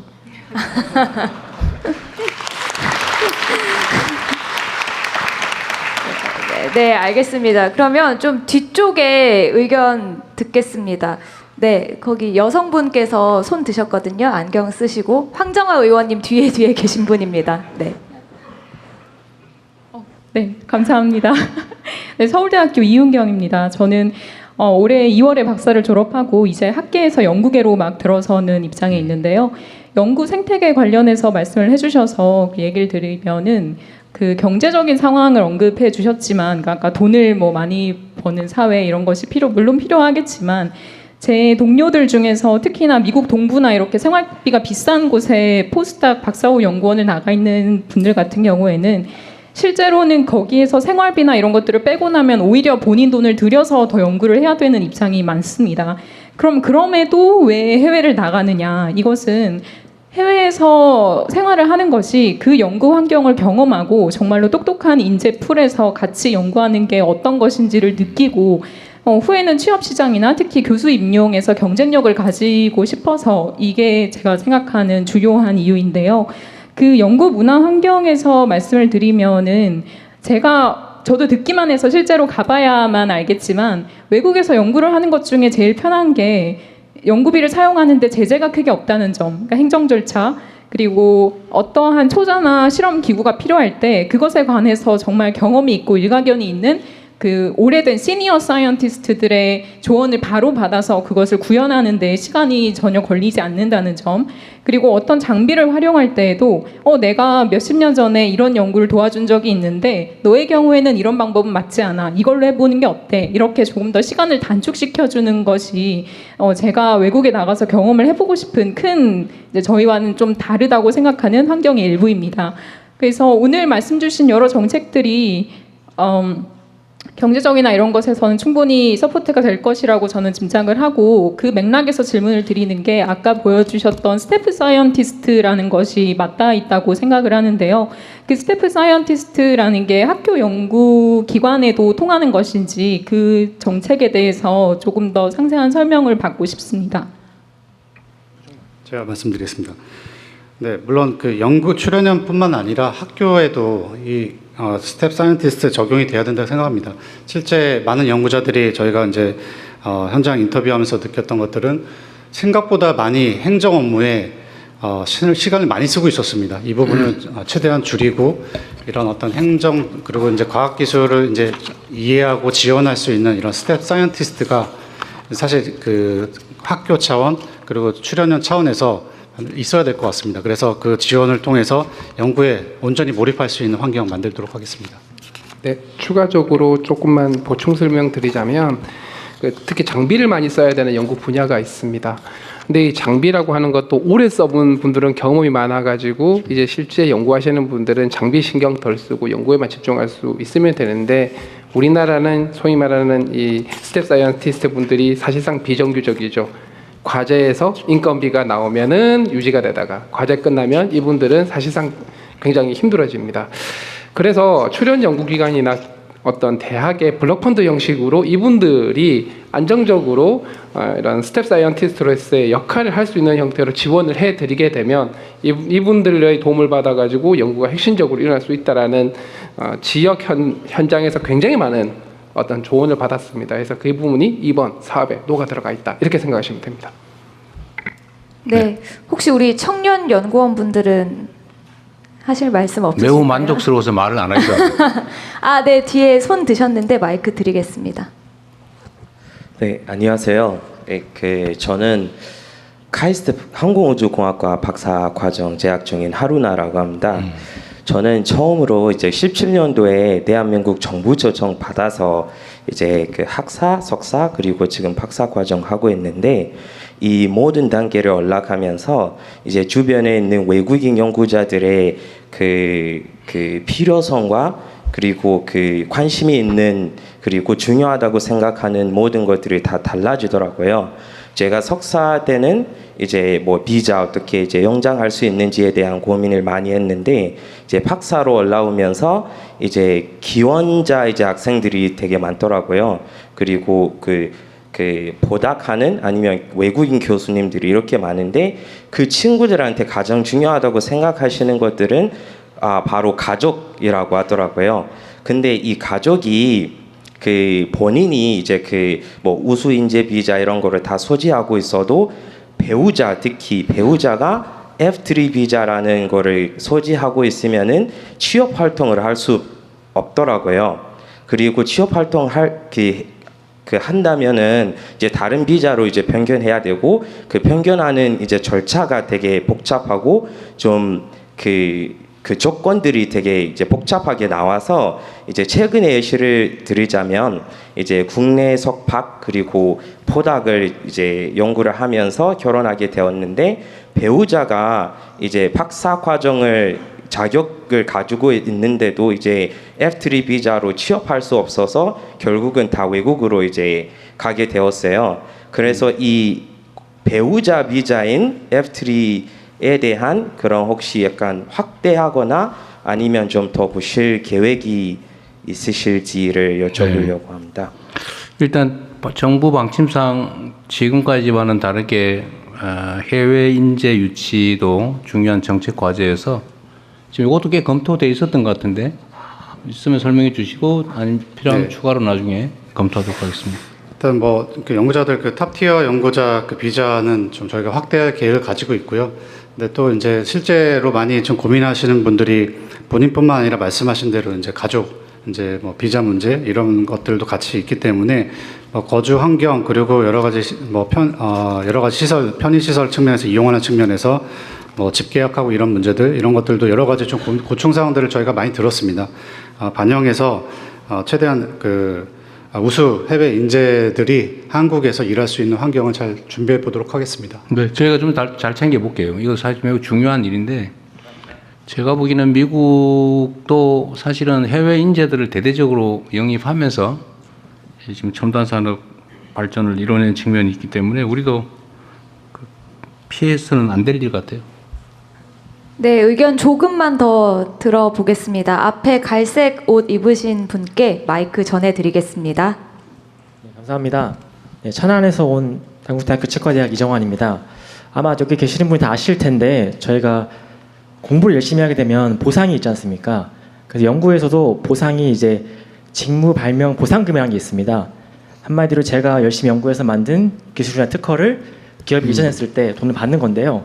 그게 원래는 비과세였다가 2016년부터 과세를 바뀌고 그게 재직을 하고 되게 되면은 근로소득으로 잡혀가지고 한 30-40% 정도 그런 세금 내게 됩니다. 그래서 이런 것들을 저희가 이제 그래서 과학계에서 이거를 바꾸자. 그 직무발명 소득세법 개정만 하게 되면 되는데 이런 것들이 거의 10년째 안 되고 있어가지고 이 자리에서 한번 대통령님께 근로소득으로 잡혀 있는 발명 보상금을 기타 소득으로 해달라라고 한번 요청을 드리고 싶습니다. 네, 감사합니다. 여기에는 이해관계와 관심이 좀 많으신가 보네요. 그건 한번 검토는 해볼 텐데 그거보다는 보상액을 올리는 게 차라리 어떻습니까? 이게 제가 보니까 국가 R&D를 민간 내에 이양했을 때 지급되는 보상이 너무 적은 것 같아요. 그러니까 그 연구 개발자들에게 돌아가는 것도 너무 적고. 근데 실제로 만약에 현장에서 그게 제대로 유용하게 쓰이면 그에 대한 보상도 아니 뭐 시장 가격 정도는 아니더라도 근데 지금 너무 없는 것 같아요. 그래서 저는 이거를 세금을 깎아서 하는 거는 소득이 있으면 세금을 내는 게 대원칙이라 다른 시민들하고의 형평성 문제가 있을 수 있으니 차라리 이게 실제 성과가 있으면 이 성과 보상을 좀 더 현실적으로 하는 게 어떠냐. 이게 정부로 들어오는 거에 일부를 주거나 그러지 않겠어요, 그죠? 그런 거 아닌가요? 연구 보상 어떤 시스템이 어떻습니까? 그냥 평가해가지고 이거 성과 있다 싶으면 지급하는 건가요? 아니면 이게 현실화 됐을 때 지급하는 건가요? 그렇죠. 수익 금액 몇 %죠? 특정 곳에서 기술적인 돼서 현실화돼서 가져갔을 때. 정부의 소득이 생겼을 때 그중에 일부를 주는 거겠죠. 그러니까 이거를 그 비율을 좀 보상 비율을 높이는 게 동기를 유발하는 측면도 있을 것 같고 세금을 안 내는 건 저는 웬만하면 안 하면 좋겠어요. 네, 대통령님 제가 좀 그런 설명을 좀 드리면 어쨌든 이게 기술 창업 육성 측면하고도 연결돼 있는데요. 많은 어떤 뭐 1인 창업자 또는 이제 소규모 창업자들이 이제 특허를 내고 거기에 대한 어떤 뭐 대기업이나 뭐 출연연에 이제 통해서 이제 보상금을 받는 경우 뭐 특히 이 경우에 이제 저희가 받는 보상금의 대부분 특허 직무발명 보상금의 대부분이 세금으로 월급보다 더 많이 나가는 경우도 좀 있다고 합니다. 그래서 그런 부분에 있어서 좀 살펴봐야 될 부분이 좀 있는 것 같습니다. 그래서 저도 좀 최근에 말씀을 들었고요. 네, 네. 그 부분도 같이 좀 그런 살펴봐서 시스템을 제가 연구해 말씀드리겠습니다. 볼게요. 그냥 기본적인 생각은 그렇다. 네. 네, 한두 분 정도 말씀 들어보겠습니다. 여기 앞에 계신 분께. 네. 네, 안녕하세요. 3학년, 1학년 아이들 키우고 있는 학부모입니다. R&D 예산 이렇게 늘려주셔가지고 저희 아이들이 이제 꿈을 꿀 수가 있게 된 것 같은데요.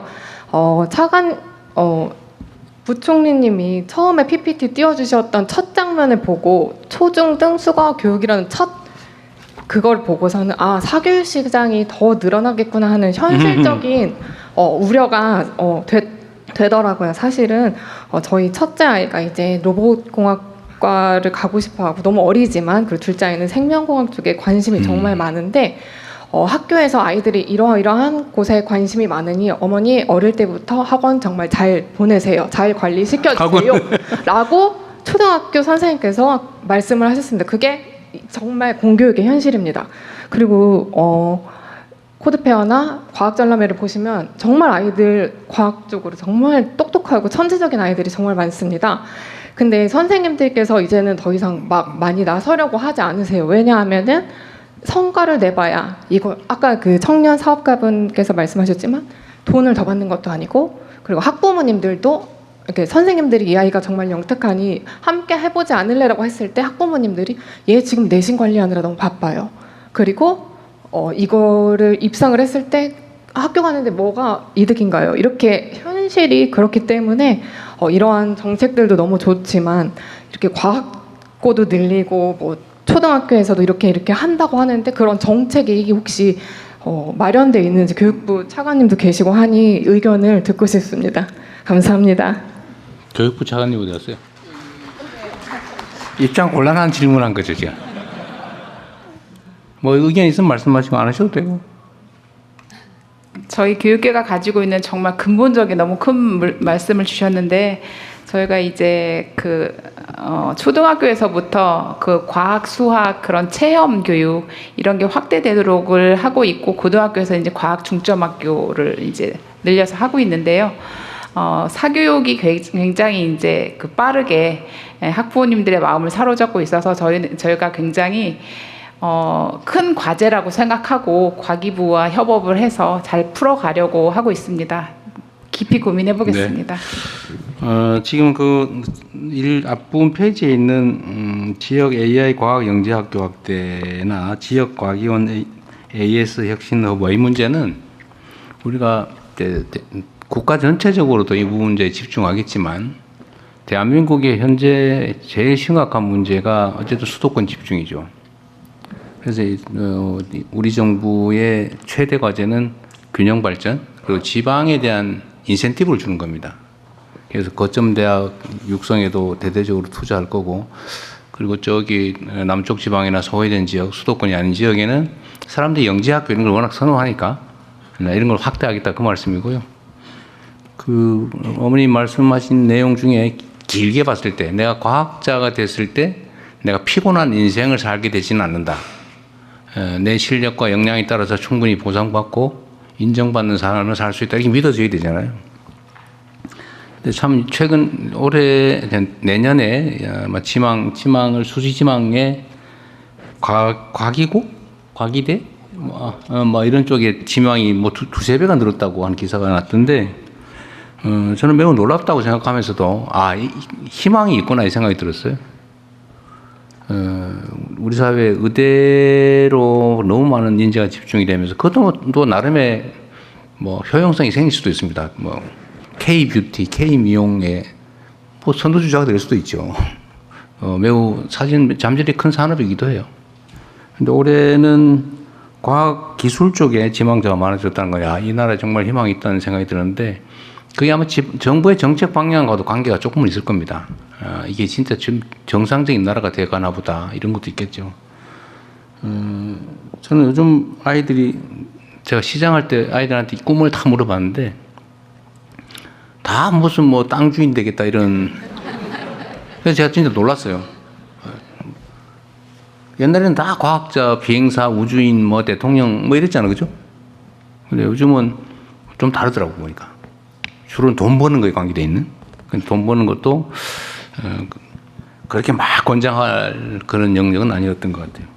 그래서 좀 방향을 바꾸는데 국가 영향을 대대적으로 투여할 생각입니다. 그래서 전체를 좀 방향을 틀어놓으면 쉽게 안 돌아가거든요. 물론 법 제도화도 해야 되고, 그다음 의지도 보여줘야 되고, 우리 사회 시스템도 그렇게 좀 구조적으로 안정적으로 바꿔놔야 이제 실력 있는 사람이 존중받는 사회가 되겠구나. 과학기술을 열심히 공부하면은 그게 길이 생기는구나. 성공할 길이 생기고 존중받는구나. 이렇게 만들어 보려고 합니다. 시간이 좀 더 있으니까요. 좀만 더 하십시오. 여기까지 왔는데 말도 못하고 얼마나 억울하겠어요. 네, 그러면 저쪽에 네, 손 높이 드신 분께 마이크 전해드리겠습니다. 네, 안녕하세요. 저는 연세대학교에서 연구 교수로 연구를 하고 있는 김태영이라고 합니다.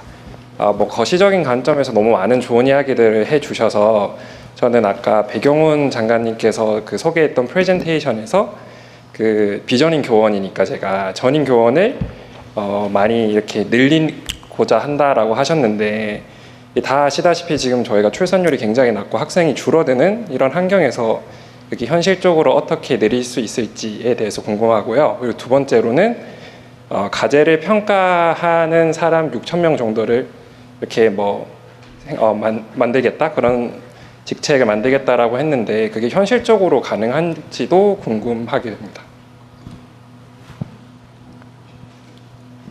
답변 드리겠습니다. 일단 저희가 지금 고민을 많이 하고 있는 부분이 이제 포닥하고 이제 비전임 교원들이 충분히 대우를 받고 연구할 수 있는 환경을 만드는 게 중요하다고 생각합니다. 그래서 왜냐하면 전임 교원 대비 비전임 교원의 수가 거의 뭐 동등한 정도 수준의 어떤 숫자에 육박합니다. 그렇기 때문에 비전임 교원들 이들이 결국 미래 과학기술의 또 중요한 어떤 인재들이니까 이들을 위한 일자리 창출 이게 전임 교원이 될 수도 있겠고요. 연구 출연연이나 이런 데로 어떤 진출이 될 수도 있겠고 이런 측면에서의 어떤 정규직 교원이든 연구자로서의 어떤 기회를 정부가 좀 계속 찾고 발굴하고 만들겠다라는 말씀을 좀 드렸던 거고요. 그를 위한 어떤 만약 학교에서 이런 전임 교원을 늘리기 위해서 재정적인 부담이 있다면 그런 부분들 저희가 이제 지원할 부분들 좀 찾겠다 이렇게 좀 봐주시면 될 것 같습니다. 그리고 평가위원회에 대한 부분 여기 계신 분들은 다 좀 공감하시는 문제일 겁니다. 좋은 어떤 평가위원들 셋업이 가능하냐, 모든 과제마다 이게 신뢰할 수 있는 평가를 우리가 받은 것이 맞냐, 그런 부분에 있어서는 일단은 가급적이면 투명성, 이제 실명제, 평가위원 실명제도 말씀드리고 있는데 가급적이면 투명하게 그리고 그 평가 내용을 최대한 공개하고 그리고 이제 평가위원도 사실 이게 저희가 필요에 따라서 평가위원들을 소집하는 게 아니라 그 해당 분야의 어떤 전문가들을 이렇게 풀을 저희가 잘 세팅을 하고 그분들과 계속 교류하고 어떻게 보면 한 10% 20% 정도는 전담 평가위원을 좀 구성해 보고자 합니다. 이런 어떤 노력들을 통해서 평가의 어떤 공정성 그리고 전문성을 한번 높여 나가도록 해보겠습니다. 대체적으로 이 연구 결과들은 무슨 군사 보안이나 이런 것이 해당이 되지 않으면 공개해도 되는 거잖아요, 그죠? 그리고 기본적으로 국가가 비용을 들여서 연구한 결과는 우리 국민 모두의 것이기 때문에 누구나 쓸 수 있게 공개해야 될 것 같거든요. 그래서 저는 만약에 이것도 사실 잘 안 되고 있는데 데이터 공개해야 되잖아요. 연구 결과도 그냥 국민들이 다 판단할 수 있게 그 전부 공개됐다. 예를 들면 이번에 평가를 하게 됐는데 올해 평가 대상은 이거다. 그리고 전부 다 데이터로 공개를 하고 그걸 가지고 심심한 사람은 챗GPT에다 물어보든지 이제 이렇게 객관적인 검증은 아니죠. 객관적으로 다시 재평가될 수 있다고 생각되면 평가위원들도 최대한 중립적이고 객관적으로 하려고 노력하지 않겠어요, 그죠? 그래서 저는 이게 모든 문제의 근본은 비공개 불투명성에서 나온다고 보는데 이 평가도 대상도 공개하고 평가 과정도 공개하고 평가 결과도 공개하고 이렇게 하면 별로 문제 없을 것 같아요. 네, 가급적 모든 과정을 좀 공개하고 네, 공개하는 걸 원칙 투명하게 공정하게. 네, 그리고 양해해 주시면 충남대 교수님 그리고 그 이슬기 학생회장님 모두 발언하셨는데 옆에 연구계 그리고 산업계 준비된 게 있는데 못 하고 있군요. 대표하신 분들 오셨는데 말씀 못 들어본 것 같아서 한 말씀씩 좀 짧게 부탁드리겠습니다. 예, 저는 지금 차세대 2차전지 글로벌 탑 전략연구단 단장을 맡고 있는 김명환입니다. 저는 그 LG 에너지 솔루션에서 한 30여 년 근무를 했고요. 어떻게 보면 이제 1호 국가과학 특임연구원, 대각고 영광스럽게 또 지금 우리 정부 출연기관에서 또 연구를 계속하고 있습니다. 나이가 있음에도 불구하고. 제가 이제 기업에 있다 와서 보니까 뭐 여러 가지 느끼는 점이 많이 있는데 이제 오늘도 주로 이제 우리가 과학 인재들 얘기를 하고요. 인재를 어떻게 육성하고 할 건가 논의 많이 하고 있는데 이 인재 육성에 못지않게 지금 제가 정부 출연기관에 와 보니까 어떤 그 인프라가 좀 많이 부족해 보입니다. 그러니까 제가 기업에 있으면서 그 정부 출연기관과 콜라보레이션이 잘 되는 경우를 보면은 정부 출연기관이 갖고 있는 설비가 기업 못지않게 제법 잘 갖춰져 있는 경우는 좀 잘 되는 것 같아요. 근데 그렇지 못한 경우에는 기업에서 바라볼 때 필요한 기업에서 얻고자 하는 데이터들을 만들 수 있는 이런 인프라가 출연기관이 충분치 않으면 출연기관에 있는 데이터들을 사실 인정하기가 좀 어렵거든요. 그러다 보니까 커뮤니케이션 하는 것도 어려운데 저는 이번에 인재 이것도 중요하지만 각 출연기관이 과연 우리 현재 나라가 성장하고 있고 우리가 앞으로 지향하고 있는 과학기술 5대 강국 이런 거에 걸맞게 우리 인프라들을 출연기관이 잘 갖추고 있는지도 한번 점검을 해서 잘 되고 있는 부분도 있지만 안 되고 있는 부분이 더 많은 것 같은데요. 그런 부분에 대해서 좀 별도로 인프라에다가 별도로 좀 투자를 해야 되지 않나. 저희가 이제 과제를 많이 정부 과제가 많이 나오지만 이런 과제들이 인건비로 많이 흩어지는 그러고 나서 지나고 나서 보면 축적된 게 부족한 이런 현상을 많이 좀 보게 되는 것 같습니다. 제가 또 기업에 있을 때는 굉장히 그런 설비적인 측면에서 아쉬움이 없었는데 와서 보니까 굉장히 부족한 부분이 많이 보여서 좀 안타깝고요. 또 어떤 경우에는 그런 설비들을 갖추긴 갖췄는데 이런 것들을 운영하는 데 있어서 좀 어려운 점이 있는 것 같습니다. 아까 뭐 스텝 사이언티스트 얘기도 나왔지만은 연구원들이 계속 그 장비를 오퍼레이션을 하는 오퍼레이터 역할을 할 수가 없기 때문에 이제 다른 사람들이 하는데 뭐 출연기관 같은 경우는 학생들이 또 많이 하거든요. 학생들인데 졸업하고 나면 그 장비에 대해서 또 새로 공부해야 되는 사람들이 나오고 이런 어떤 그 비연속적인 일들이 많이 있는데 어쨌든 좀 인프라를 제대로 좀 갖춰서요. 우리 연구자들이 특히 학교에 계신 분들도 출연기관에 와서 좋은 장비를 만지면서 자기 실력도 향상되고 좋은 연구 결과도 나올 수 있는데 그런 부분이 좀 아직 충분치 않다. 그리고 앞으로 우리 미래를 생각했을 때는 더 많은 인프라에 대해서 고민을 해야 된다. 저는 그 얘기 좀 드리고 싶습니다. 네, 그리고 네, 안녕하십니까. 제가 가장 젊은 사람일 줄 알았는데 다른 학생분들이 계셔서 저도 긴장을 좀 덜 수 있었던 것 같고요. 저는 디든 로보틱스라고 하는 회사를 맡고 있는 김준하라고 합니다. 저희 회사는 아까 설명 잠깐 해주셨던 오준호 교수님께서 이제 창립하신 이제 카이스트 휴머노이드 로봇 연구센터가 있는데요. 거기에서 저희는 좀 시작을 했고 열심히 다리 달린 로봇을 만들고 있는 곳이고요. 뭔 로봇이요? 다리 달린 족형 로봇들을 만들고 있어요. 휴머노이드라고 생각하셔도 될 것 같습니다. 그래서 저희는 로봇을 열심히 만들어서 지금 산업 현장에서 사고가 나고 있는 현장들이 많다고 생각을 하는데 그 부분들에서 이제 더 이상은 작업자분들이 다치지 않을 수 있도록 저희가 열심히 로봇을 개발을 하고 있는 상황이고요. 오늘 사실 정책적으로 정말 많은 얘기들을 해주셨는데 제가 사실은 다른 발표 자리에서도 뭔가 이런 것들이 개선됐으면 좋겠다라고 얘기했던 것들이 사실은 오늘 다 반영이 되어 있는 것 같아서 정말 고무적이라고 생각하고요. 그래서 과학기술이 발전을 했을 때 결국 나라도 더 진행이 될 수 있다라는 믿음으로 저희는 계속해서 연구를 하는데 그거에 더 박차를 해주시는 좋은 결정들을 해주셨다고 믿고 있습니다. 하나 말씀드리고 싶은 게 조금 있었는데요. 저는 솔직하게 말씀드리자면은 공부나 이런 것들을 좀 늦게 시작한 편이고요. 그리고 내가 창업을 해야지 아니면 내가 로봇을 정말 잘 해봐야지라는 생각도 제가 대학원 와서 조금 나중에 생각했던 것 같습니다. 그게 왜 그런지 다시 되돌아봤을 때 제가 학부 때 뭔가 배우는 수업들이나 이런 것들이 사실은 나중에 내가 실제 작업을 할 때 아니면 일을 할 때 어떻게 연결되지 라는 그 연결성 측면에서 모호한 점이 없지 않아 있었던 것 같습니다. 수업 때는 그저 수업 자체로서만 듣고 이게 나중에 어떻게 쓰일지 모르는 상황이었던 거죠. 그런 측면에서 아마 어린 아이들도 지금 내가 공부하는 수학, 과학이나 이런 것들이 나중에 내가 실제 내가 일을 하는 상황이 됐을 때 어떻게 연결될 수 있다. 실제 작업자들이 어떻게 일을 하는지, 그리고 왜 이런 것들이 중요한지를 연결 지을 수 있다면은 정말 강력한 교육적인 효과가 있을 거라고 믿고 있습니다. 그래서 뭐 가능하다면은 저희 정부 차원에서 교육과정 쪽에 이제 실제 현장에 계시는 분들이 어떻게 작업하시는지 좀 더 이해할 수 있는 시간들을 늘릴 수 있으면 좋을 것 같습니다. 네, 이상입니다. 감사합니다. 네. 그 아까 말씀하시고 싶은 게 있었죠. 아, 어디 연구 기관장 아니에요? 예? 부기관장은 기관장을 기회를 드릴까 말까요? 그래요? 그러면 짧게 부탁드리겠습니다. 네. 네. 아, 제가 좌절하고 앉아 있었는데 우리 대통령께서 기회를 주셔갖고 제 표정이 통했나 봅니다. 우선 제가 개인적으로는 8월에 그 대통령께서 직접 자문회에 참석하셔서 아까 모두 말씀하신 바와 같이 과학기술을 흥하게 하는 방법을 말씀하셨고요. 저는 시간 관계상 제가 원래 말씀드리려고 한 것이 오늘 그 인재 양성과 그 R&D 생태계 혁신 이 부분을 좀 관통하는 핵심 메시지가 좀 빠지지 않았나.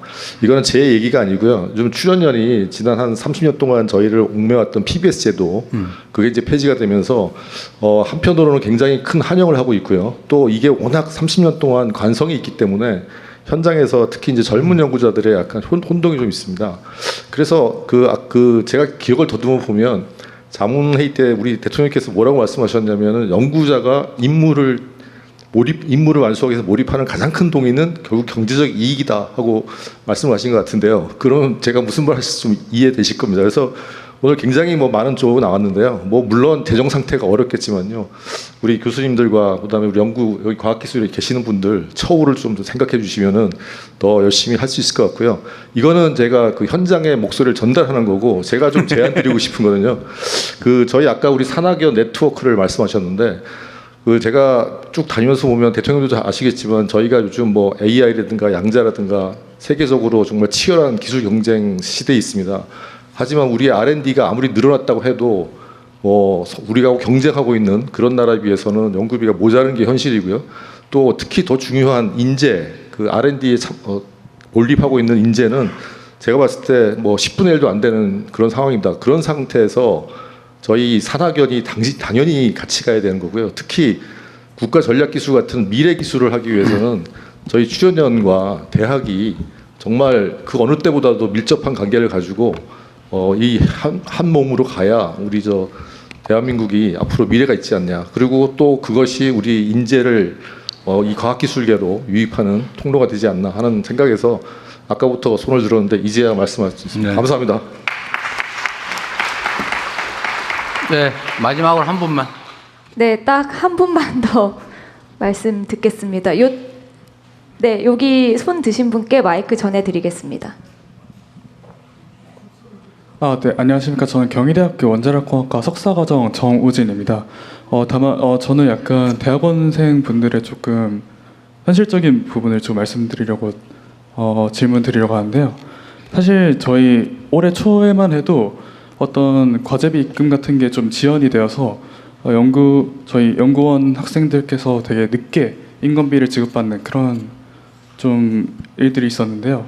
그런 부분에서 조금 더 일처리가 조금 더 빨라지거나 협약 같은 것들이 빠르게 맺어져서 좀 저희가 예측할 수 있는 정도로 어떤 인건비나 혹은 연구비가 좀 입금이 되어서 저희가 잘 연구를 할 수 있도록 좋은 환경을 만들어 주셨으면 감사드리겠습니다. 연초에 그랬다고요? 네, 연초에 그게 그게 아니고 이게 원래 경기지능책 어쩌고 하면서 예산 조기 집행하자고 전 부처가 나서서 난리인데 어떻게 저런 일이 발생할 수 있죠? 예, 개별 상황을 좀 파악을 해보겠습니다. 예, 보통은 말씀하신 대로 1사분기에 조기 집행을 하는데요. 예. 그러게 빨리빨리 주지 그걸 왜? 예.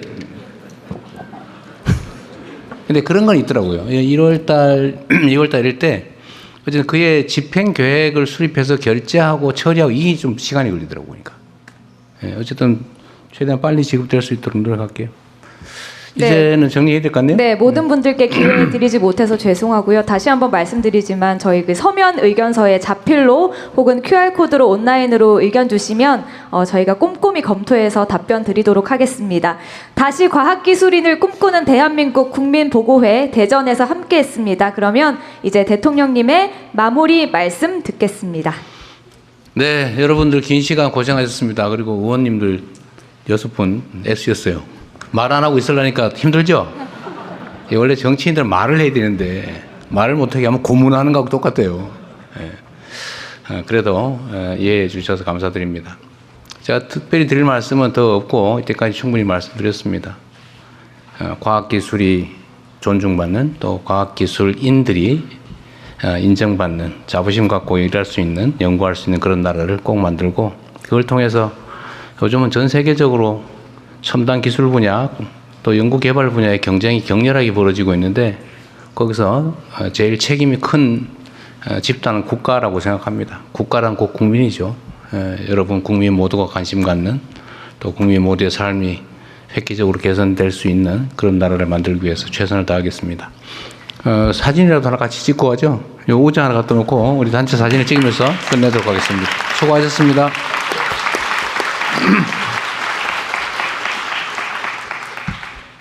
네, 같이 앉으신 분들께서도 사진 함께 촬영하시면 좋겠습니다.